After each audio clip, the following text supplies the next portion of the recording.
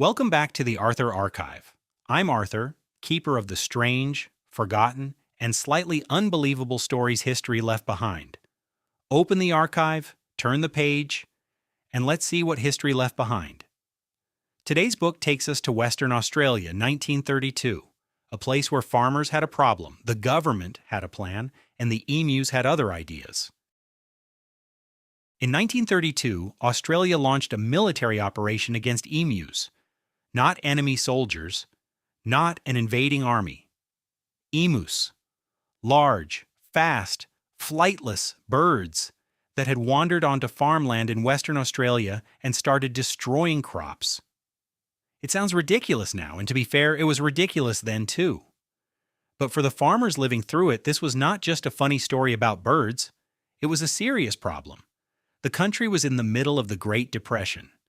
Wheat prices had fallen, many farmers were struggling to survive, and in Western Australia, a lot of the farmland had been given to returned soldiers after the First World War.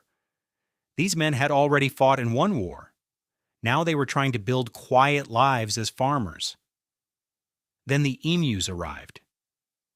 Every year, emus migrated inland after breeding season, searching for food and water. Usually that was just part of the natural cycle. But in 1932, around 20,000 emus moved into farming areas near Campion and Walgoolan. To the birds, the wheat fields were perfect. There was food, there was open land, there was water nearby. To the farmers, it was a disaster. The emus ate crops, damaged fences, and left gaps that allowed rabbits to get through as well. So the problem was not only the birds were eating the wheat, they were also helping another pest get in. For farmers already under pressure, this was the last thing they needed, so they asked the government for help. And this is where the story becomes strange. Because the solution was not just better fencing, it was not simply more traps. The farmers asked for military support. More specifically, they asked for machine guns. The request made its way to the Minister of Defense, Sir George Pearce, who approved the deployment of soldiers to help deal with the emus. The operation was led by Major G.P.W. Meredith of the Royal Australian Artillery. He arrived with a small team of soldiers, 2 Lewis machine guns, and thousands of rounds of ammunition. On paper, it must have looked simple. Find the emus. Fire at the emus. Reduce the numbers. Protect the farms. But almost immediately the plan ran into a problem. Emus are not easy targets. They can run at high speed, they scatter quickly, and they do not move like a single organized group. When threatened, they break apart into smaller groups and disappear across rough terrain. The first major attempt happened when the soldiers spotted a group of emus and opened fire. Instead of panicking in one direction, the birds scattered. The machine guns were not as effective as expected. A few birds were hit, but most escaped. That pattern repeated. The soldiers would find a group, the emus would spread out, the guns would fire, and the results would be underwhelming. At one point, the army tried to mount a machine gun on a truck so they could chase the emus across the open land. In theory, this made sense. In practice, it was almost useless. The ground was too rough, the truck bounced around. And aiming a machine gun while chasing fast birds across uneven farmland turned out to be exactly as difficult as it sounds. The emus kept running.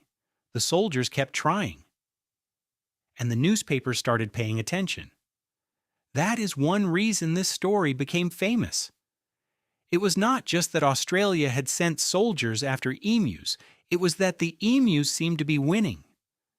Major Meredith reportedly admired how tough the birds were. He said that if Australian soldiers had the bullet-carrying capacity of emus, they could face any army in the world.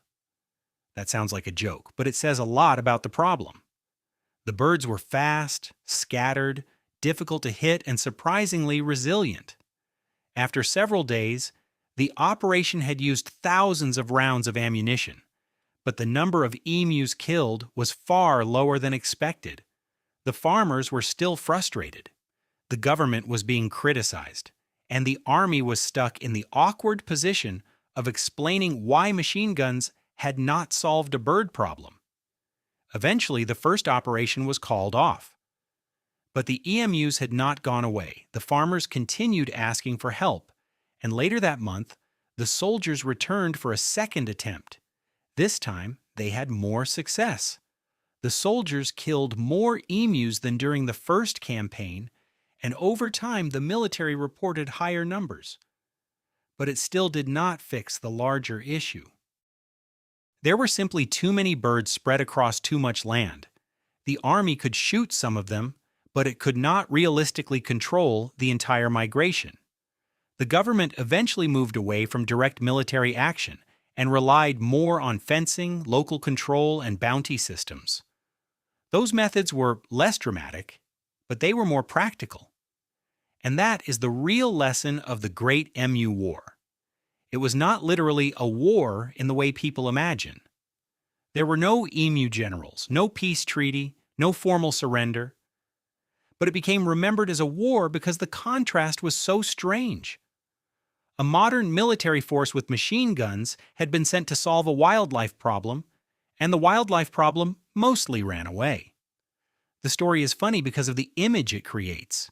Soldiers chasing birds across Australian farmland, a machine gun mounted on a truck, newspapers reporting on an enemy that could not understand it was in a war. But behind the humor, the situation was serious. Farmers were facing real financial pressure. Returned soldiers were trying to survive on difficult land. The Great Depression had made everything harder, and the emus were not villains. They were just animals following food and water. The absurdity came from the human response. The government treated a farming and wildlife problem like a military operation, and nature did what nature often does. It refused to behave neatly. That is why the Great Emu War is still remembered almost a century later. Not because it changed the world, not because it was a great military event, but because it is one of those moments in history where reality sounds like satire. Australia did not exactly lose a war to emus, but it also definitely did not win in the way it hoped. The soldiers arrived with machine guns.